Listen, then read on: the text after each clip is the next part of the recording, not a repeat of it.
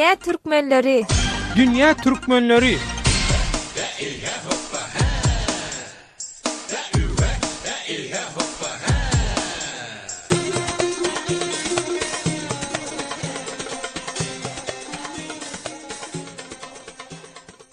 Dünýäniň dürli ýerine ýaran türkmenleriň okwal pursatlary hem dürli. Azatlyk radiosynyň dünýä türkmenleriniň dürli okwal pursatlary baradaky bu hepdelik dowamly gepleşigini Türkiýeden taýýarlap hem alyp barýan Döwlet Baýhan.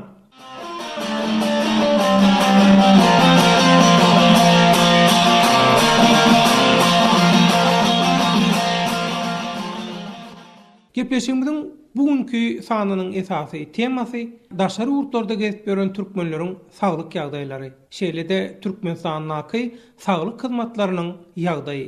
Goloýda medpuwatda giňişleýän ýaýran bir habarda Türkiýe işlemäge gelen Türkmenistanyň Fatma Döwranowanyň Ankarada bir hassas eredip puli unap ýokary kujaýyna girenden soňam okap ýörkä ýagdaýy agyrlaşyp üstünlükli operasiýa bilen bagrynyň çalşylanlygy aýan edilýär. Şeýle-de Türkmenistanyň Fatma Döwranowanyň çağalykdan bäri hepatit A we B keselleri bilen kesellänligi, iň soňunda hem siroz keseline duçar bolup Türkiýede daşary ýurtly taliplere tanalýan saglyk kepilligini alandan soň bagryny mut çalyşyp ölümden gutulanyň wellendir. Bilinçýaly Türkiýe Türkmenistanyny zähmet migrantlaryň iň köp ýurdu diýilýär. Türkmet buwadyna Fatma Döwranowanyň saglyk ýagdaýy barada çykan habarlar bir ýytyar daşary ýurtlarda bir kanun ýagdaýda hiç bir kepillik bolman işläp ýören yüz miňlerçe türkmen okwaly bilen bir hatarda Türkmenistanyň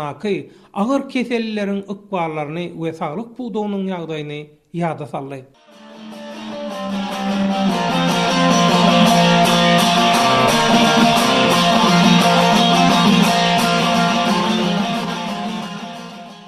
Söhbetleşigimiziň başynda gelin Türkmenistanyny illeşimiz Fatma Döwranowanyň ýatan hastahanasyndan habar alalyň. Türkmenistanyň hasta Fatma Döwranowanyň ýagdaýy häzir nähilke? Türkiýanyň İzmir şäherindäki hususy kent keselhanasynyň bagyr çalşygy bölüminiň ýol başçysy Gülay Hekim ina şeýle maglumat berýär.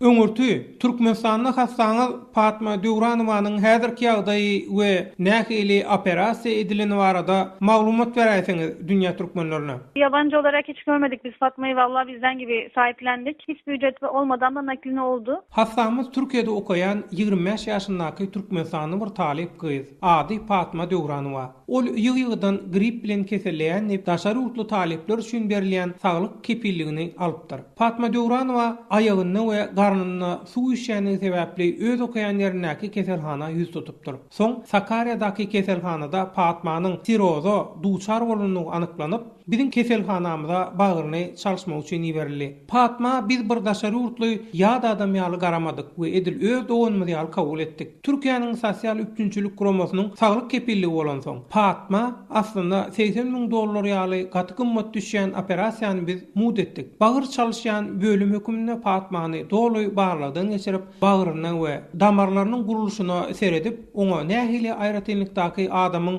donor bolup biljekdigini maşgalasyna habar berdik. Maşgalasy onuň Istanbulda okayan Ýusup diýen jigisiniň donor bolup biljekdigini aýtdy. Barlawlar netijesinde Ýusupuň Fatma donor bolup biljekdigini kesgitledik we 2 ýanwarda ikisinem operasiýa bölümimiz aldyk. Hekimler toparmaz üstünlükli ýagdaýda Fatmanyň bagryny çalyşdylar. Ýusupy goloýda ýygyny berdik. Fatmanyň ýagdaýy hem gaty gowy. Ýöne keselhanamyzdan gaty uzak ýere gitjekdigi sebäpli ony häzir bir salym bir hepde ýaly gözüçülük aslynda saklamaklygy makul gördük. Ondan sonra bir günde de naklini gerçekleştirdik. Fatma onu da taburcu edebilecek düzeydeyiz ama o uzağa gidecek. Hani İzmir'de yakın bize gelip gidemeyeceği için o yüzden biraz daha onu tutuyoruz. Türkmenistanyňa şeýle kesele duçar bolanyny bilen bolsa Fatma islese Türkmenistanyna şeýle operasiýa etdirip bilerdim ki.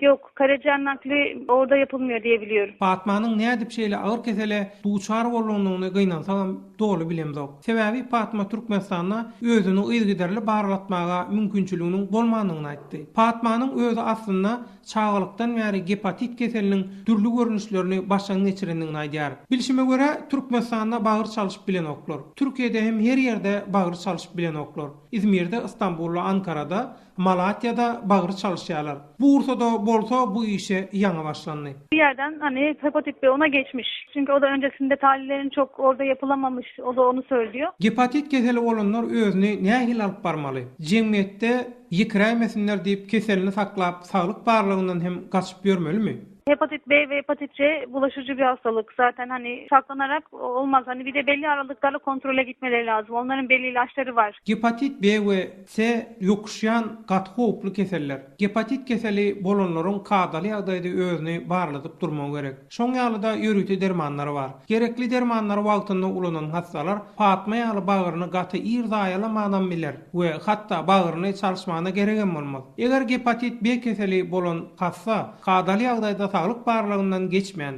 dermanlaryny ulanmasa, onuň bagyryna rak keseli döräp biler we bagyrda rak keseli dörenden soň çalyşmaklyk mümkin bolmaýar. Durmuşda ýaşaýyş şertleri nähile bolsa bolsun, hiç zat adamyň janynyň gowy däl. Alaýtada gepatit B keseli bolanlar hükman kadaly ýagdaýda ýygyderli saglygyny barladyp durmaly. Ama takip ettirmezlerse ne olur? Hepatit B'ye karşı siroz gelişir. Sirozlu karaciğerde kanser gelişir. O zaman son evreye gidince zaten nakil bile yapılamıyor yani. O yüzden tabii ki hastaların kontrole gitmesi gerekiyor. Türkmenistanda hastaňyz Fatma Döwranowa ýaly gepatit B keseline duçar bolanlara bir hekim höküminde nähili maslahatlaryňyz bar? Yani belirli aralıklarla kontrollerine gitmeleri gerekir. Onu tavsiyemiz odur. Hani onlar zaten kötüleştiği zaman doktorları derler ki ýygyderli saglyk barlygyndan geçip durmaklygy maslahat berýän. Sebäbi gepatit keselleri hökmany suratda ýygyderli ýagdaýda bir gözegçilik aslynda tutulmaly kesellerdir. Hekimler bagyr çalyşylmasa bolanok diýençe bagry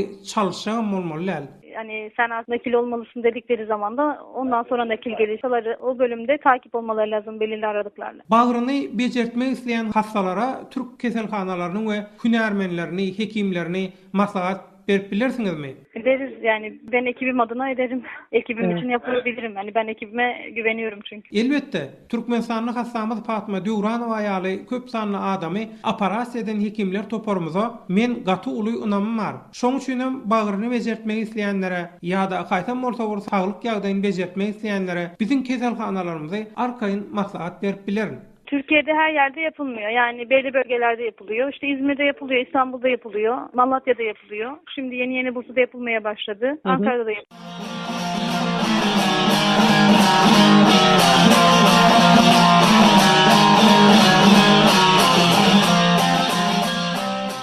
Hormatly radio dinleyijiler, ynha daşary ýurtlardaky türkmen ykbalyndan bir mysal. Eýsem Fatma Döwranowanyň Türk medeniýetyne beren beýannamasyna eger Türkiýede bolmadyk bolsam, bireýem ölerdim diýmeginiň düýp sebäbi näme?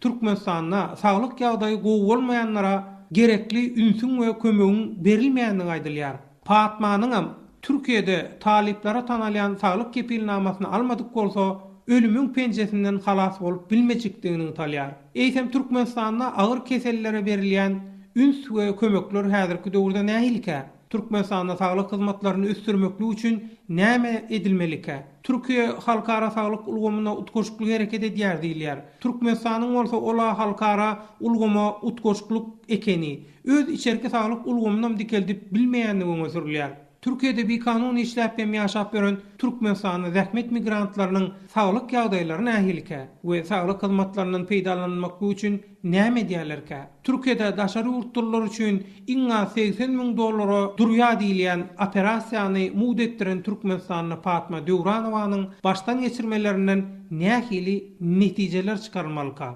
Ynha şular ýaly sowallary daşary ýurtlardaky Türkmenistanyň illeşlerimiziň gatnaşmagynaky söhbetleşikde pikir alışykda el alyp gelin ony bilelikde dinläliň.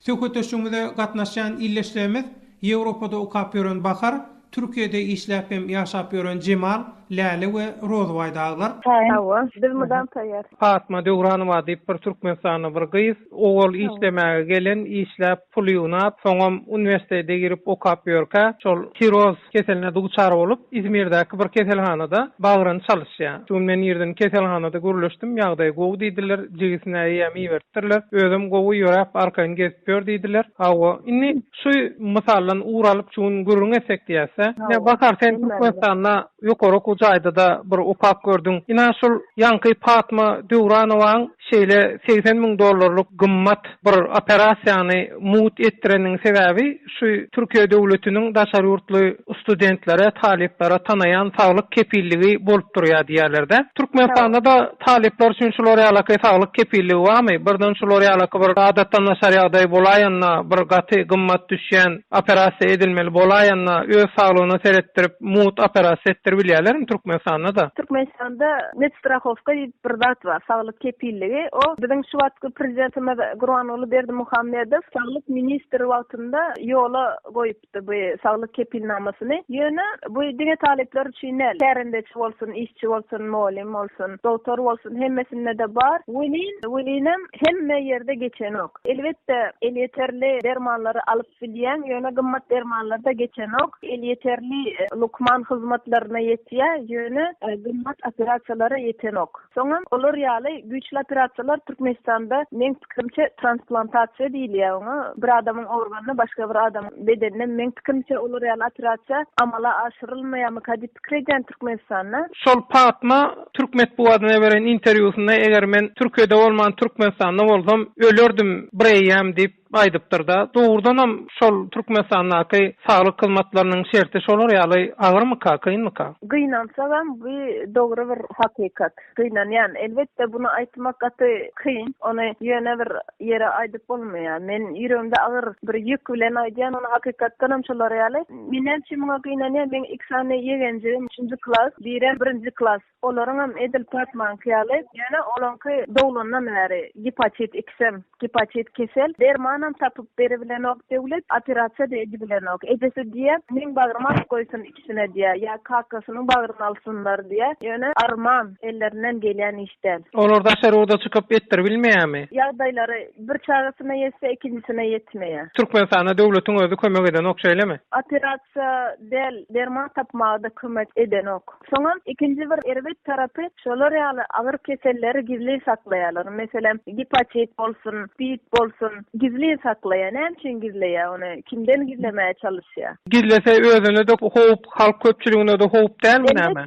Elbetde. Misal üçin şonu gizlemen, ejesinde şo kesel tapylanyna şoň öňüni alsalar çağalara geçmedi. Çağalara geçdi, olumyň çağalaryna geçecek. Bu men pikirimçe halky içinden zaýalamak mı ka diýen. Ştaýda söz nowbatyny Rozwaya bereli. Türkmenistanyň saglyk hyzmatlarynyň ýagdaýy bilen baglanşykly siz näme aýtyp bilersiňiz? Döwlet Fatma Döwranowaň saglygyna şifa dileýärinde ilkinji nowbatdy. Indan bolsa meniň diýjek sazym şol Türkmenistandaky saglyk baradaky mesele barada aýdyrmyzda şol Türkmenistanyň saglyk saklaýyş ulgamynda dogrusyny aýtsak, şular ýaly adamyň organyny alyp organ goýmak baradaky käbir şular çyrşyrynda operasiýa işleri bilen Türkmenistan häzir o zatlary taýýar däl. Sebebi näme üçin diýenimde ol işleri ýokary derejeli inje operasiýa işlerini alyp barmak üçin Türkmenistanyň saglyk ulgamynda ýokary derejeli professorlar gerek. Ondan soň olaryň ilkinji nowbat medisinada işleýän ýokary derejeli doktorluk mallaryň kvalifikasyýasyny atdylar. Inni Türkiýe diýilende Türkmenistanyň iň köp işleýän, okuyan, gidýän, gatnaýan ýurtlar diýilýär. Onu Türkiýedäki Türkmenistanyň ýagdaýy nähilika şu saglyk hyzmatlarynyň peýdalanmaklyk wagtda şu Türkiýede de bilýäňiz köpüsi bir kanun ýagdaýda gezip ýör. Durmuşa çykanlarymyz bar, inha aramyzda Läle we durmuşa çykan ýöne resmi taýdan nikahsy bolsa-da käbir kanunyň käbir öwrümleri sebäpli käbir dokumentlerini düzeltmek uzağa çekýär. Hawa Läle şu saglyk hyzmatlarynyň peýdalanmaklyk wagtda nähil kynçylyklara duş gelýäňiz? Sizden bir gurrun berseňiz. Men nähil kynçylyklara duş gelýänim? Döwreli. Men şahatçylyk hiç doktora gitmedim. Onun doktora yüz tuttuk biz. Gittik o tayin, bana diye, sen diye sigortanız adım yok. Benim şuma kimliğim yok. Resmi evlilikte zaten knigamda numaram var, adım yazılmayan. Yok diyorlar. Biz de onu adat geçen nokta. Gelip benimle goğu gatnaşık edin ok. Man goğu edip seriden ok. Gelip bir Türkmenistan'dan bu tayda eğer ölsette bize kim garaya, kim seyretsetti? Bizim bir adam, bizim birine yüz tutasımızı yeyle, bize kömek etmesini. Yaşayısı ruhsadım bulmanması meşru kıyınçılığı öğren. Yönü başka bir banitsalarda da var böyle. Ben Ecem yürek keseliydi. Türkmenistan'da Balnitsa'da değil mi 6 yıldır yatıp geldi. O Türkmenistan'da biz artık hiç saat edip bilemiz yok dediler. Ben Ecem'i çağırdım. Yürekten operasyon ettiler Ecem'i derdi. Beni Ecem şımartıp Gatıgoğu'yu ben diye beğendim de bir tane diyor. Gatıgoğu beni derdi. Türkiye'de operasyon oldu. Türkiye'de operasyon oldu. Türkmenistan'da edip bilmediler. Biz edip bilmeyiz. Biz korkuya sen artık yaşamazsın deyip Türkmenistan'daki Bança'dakiler Ecem'i gittiler. Ecem'i ben berk getirdim. $500 operasyon ettiler verdi. Kalkım benim paraliç.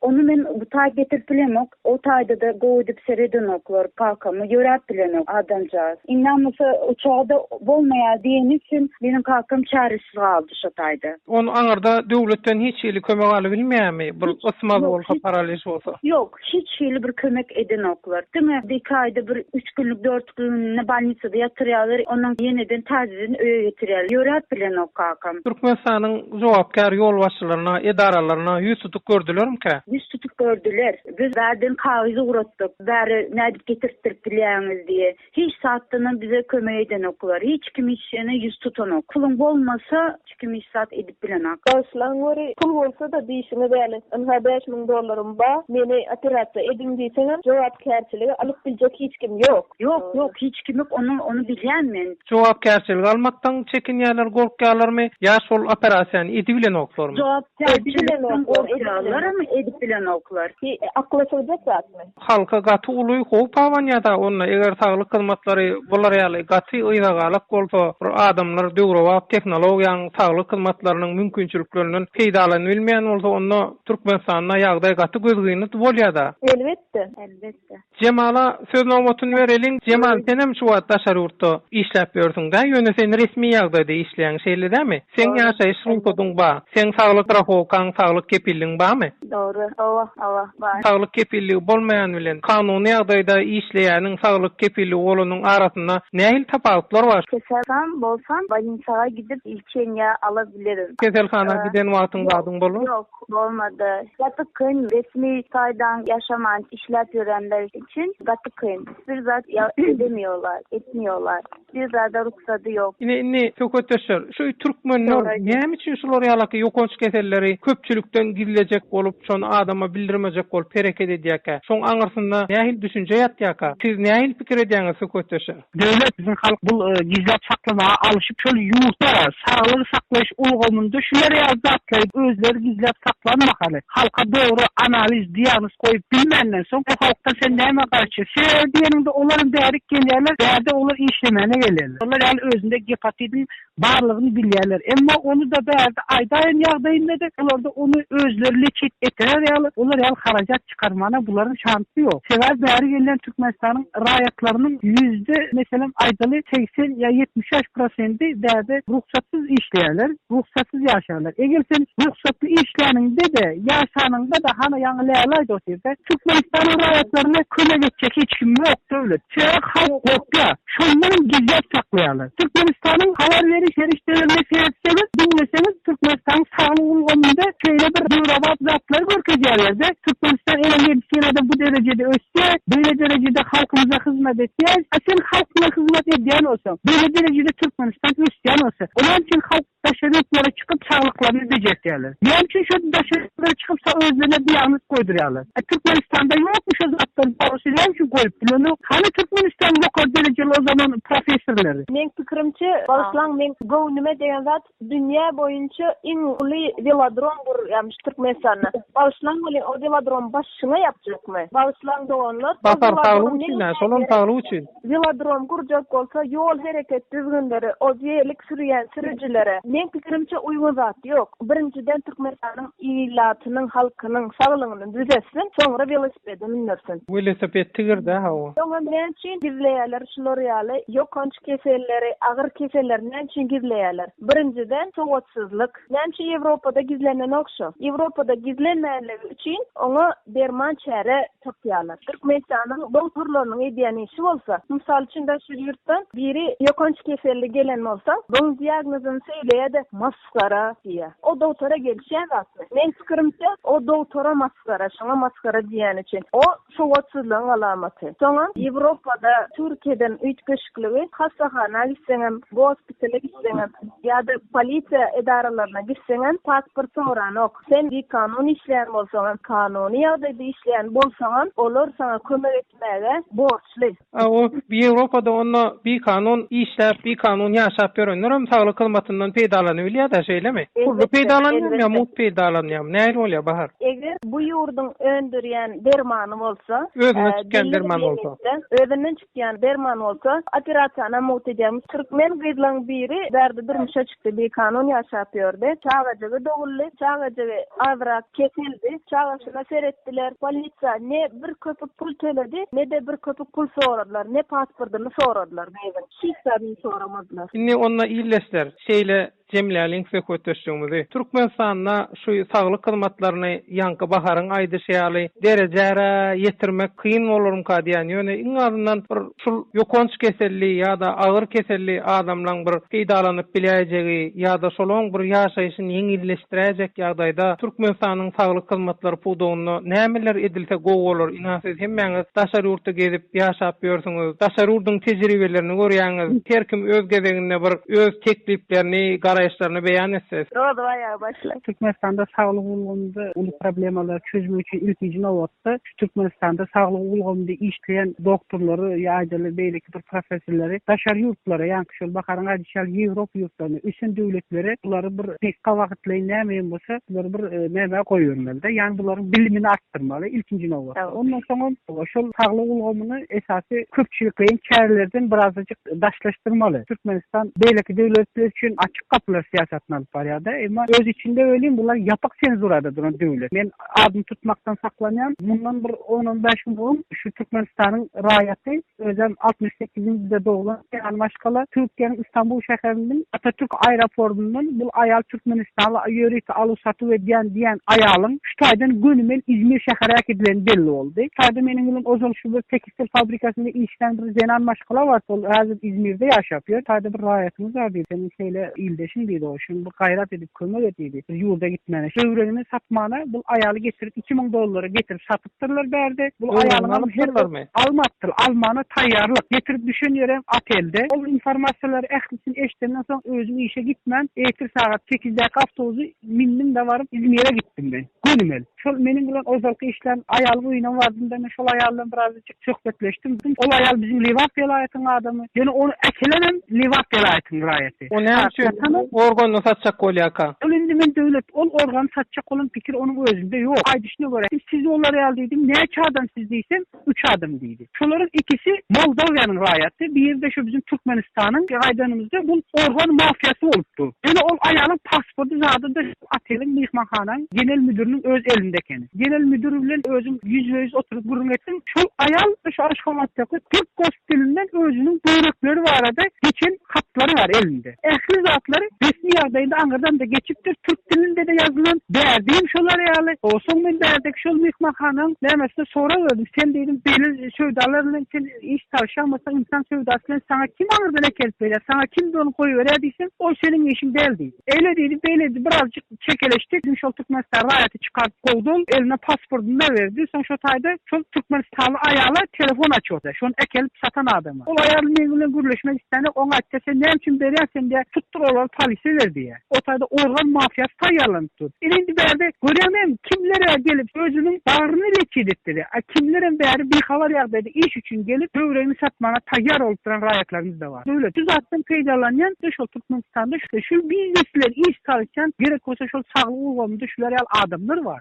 Yoksa ol näde Türk gospelinden geçirýär. Munyň eline bazı Türk dilinde de ýazyp berýärler. Bärik gelýär. Bilen okma ýörekde howpsuzlyk gullugynyň işgärleri. Bilen ok migrasiýa. Ol ayal bärik alyp satyp etmäne gelýärdi. Her aýda alyp satyp edermi ol? Däme alyp satýar. Bilen ok gumruk gullugynyň işgärleri. Şu aýalyň kim alyp gaýtdy, näme getirýär, näme satýar. Hemme zaten bilýärler. Ýöne döwlet bagışlarsyn welin hiç bir ulgamda Türkmenistanda göwne laýyk alınıp barilen iş ýok. Biriki olsun diýerler iş edilen ýok. Men şuna hayran galdım şu zatları. Men näme diýjemi bilemok. Türkmenistanymyzyň aýal maşgalary şu ýazat etmän hakykatan utananokmy? Bäri gelýärler, käbiri gelýär, bäzi işlemeni käbiri gelýär, böwreğini alyp satmany käbiri, pul üçin, başga zat üçin satýarlar. Men hakykatan şu aýal maşgalaryň eden zatlaryny utanmasyny, hakykatan utanmasy gerek şolaryň. Bahar, Gaderli ildeşler hemmelere Allah'dan akıl huşunu versin. Başka diýilecek sözüm ýok. Cemal, Gaderdan ildeşler Türkmenistanda da sağlık ulgamyny, adamyň sağlygyny garamasına arzu edýän.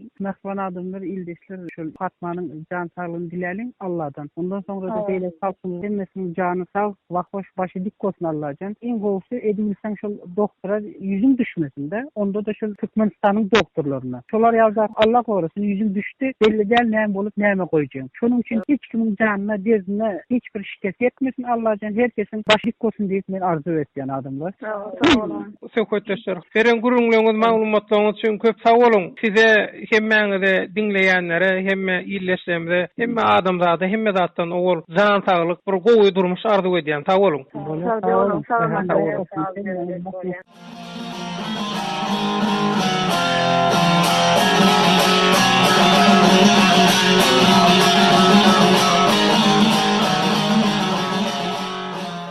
Gepleşigimiziň bugünkü sanynyň esasy temasy daşary ýurtlarda gezip gören türkmenleriň we hut Türkmenistanyňky hastalaryň saglyk ýagdaýlary hemde saglyk şertleri. Bu temada Türkmenistanyň Fatma Döwranowanyň Türkiýanyň İzmir şäherine häzir ýatan kent hastahanasyna onu operasiýadan bagyr çalışmaklyk bölüminiň ýolbaşçysy Gülay Hekim bilen söhbetdeş bolup, illeşimiziň saglyk ýagdaýyny öwrenip maglumat aldyk. Türkiýede bagyryny çalışyp operasiýa bolan Fatma Döwranowa mysalyna söhbetdeşlerimiz Ýewropanyň we Türkiýanyň saglyk hyzmatlaryndan görelli alınmaly mysallar getirdiler. Şeýle de saglyk hyzmatlarynyň oňoýsuzlugyndan we Türkmenistanyň ýaşaýjylarynyň güýleran kynçylyklaryndan öz bähbitlerine peýdalanmak isleýänleriň hem bardygyna mysallar arkaly aýratyn üns çekdiler. Dünýä türkmenleri bilen Azatlyk radiosynyň azat tolkunlaryna gatnaşyp hem habarlaşyp duralım. Azatlyk radiosynyň Dünýä türkmenleri adly bu hepdelik dowamly gepleşigini Türkiýeden taýýarlap hem alyp barýan Döwlet Baýhan. Saglykda hem bagtyar günlerde görüşelim. Rowaşlyk hemraňyz bolsun.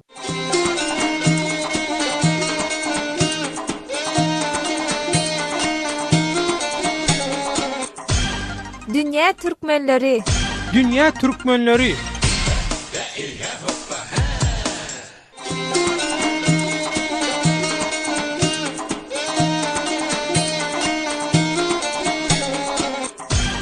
Dünya Türkmenleri. Dünya Türkmenleri.